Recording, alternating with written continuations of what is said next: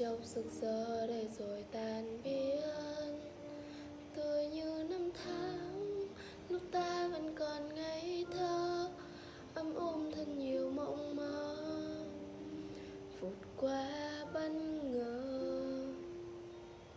Những tháng năm đó đem lòng gửi trao một người, cần dâu đi biển bao điều chưa nói, để rồi bỏ lỡ chẳng hay đâu thời gian trôi.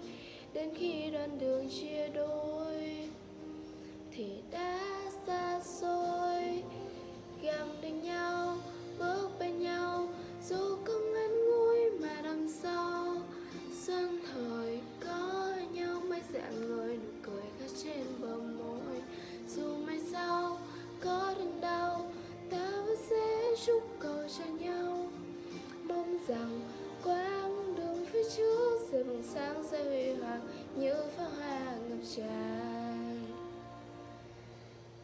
Những tháng năm đó đem lòng gửi trao một người, cần dâu đi biển bao điều chưa nói, để rồi bỏ lỡ chẳng hay đâu thời gian trôi.